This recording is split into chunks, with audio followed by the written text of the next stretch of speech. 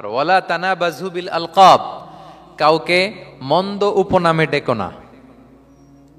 মন্দ উপনামে ডেকো না মানে কাউকে একটা বিশেষ নাম দিও না, তার নামটা সুন্দরভাবে ডাকো। নাম বিকৃতি করা কবিরা গুনাহ।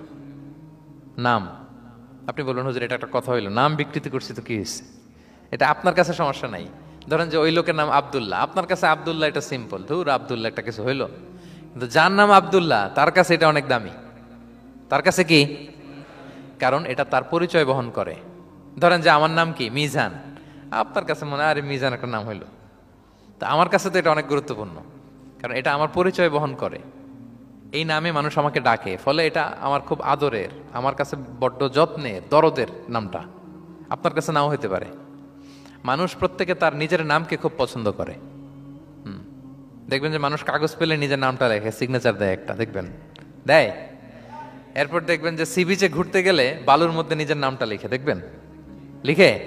শুধু তাই না, লিখে আবার একটা লাভ আঁকে, লাভ চারদিকে আঁকে। কেন আঁকে? কারণ এই নামটা সে পছন্দ করে অনেক, এটা তার কাছে গুরুত্বপূর্ণ, আপনার কাছে নাও হতে পারে।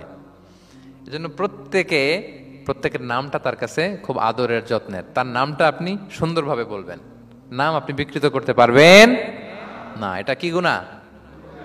সগীরা কবিরা গুনাহ।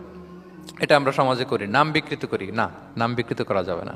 ওয়ালা তানাবাযু বিল আলকাব, মন্দ নামে ডেকো না। আমাদের সমাজে এটা আছে। দেখবেন যে বাবা মা সুন্দর নাম রেখেছে আবু বকর, ওকে ডাকে বকইরা, আছে না এরকম? তারপর নাম রেখেছে ধরেন আব্দুল কুদ্দুস, ওকে ডাকে। নাম রেখেছে আব্দুল ওয়াক্কাস, ওকে ডাকে। এই বিকৃতি আপনি করতে পারবেন? কারণ কিয়ামতের দিন আপনার নাম ধরে, আপনার বাবার নাম ধরে ডাকা হবে। তুদআউনা ইয়াউমাল কিয়ামাতি বিআসমাইকুম ওয়া আসমাই আবাইকুম। কিয়ামতের দিন তোমার নাম, তোমার বাবার নাম, যখন আপনাকে ডাকবে ফেরেশতারা, আপনার নাম এবং আপনার বাবার নাম ধরে ডাকা হবে। এজন্য রাসূল সাল্লাল্লাহু আলাইহি ওয়াসাল্লাম বলেন ফাআহসিনু আসমাক, তোমাদের নামগুলো সুন্দর রেখো, নাহলে সেই দিন ডাকবে বল্টুর ছেলে কল্টু দাঁড়াও, তখন এই কোটি কোটি মানুষের সামনে আপনি এই নাম নিয়ে দাঁড়াবেন আর লজ্জায় পড়বেন। আর যদি বলে আব্দুর রহমানের ছেলে আব্দুল্লাহ, আসো, কত সুন্দর। নামগুলো ভালো আলেম দিয়ে ক্রস চেক করে, কনসালটেশন করে এরপরে রাখবেন। আর কাউকে মন্দ নামে কখনো ডাকা যাবে না।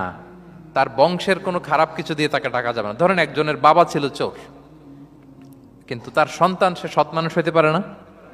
এখন বাবার কথা কি আপনি চোরের পোলা বলে ডাকতে পারবেন? না, আপনি ডাকবেন না, বলতে পারবেন না, কারণ সে তো ভালো। তাহলে নাম বিকৃত করা, মন্দ উপনামে ডাকা, এটা কবিরা গুনাহ। এটা আমরা কখনো করব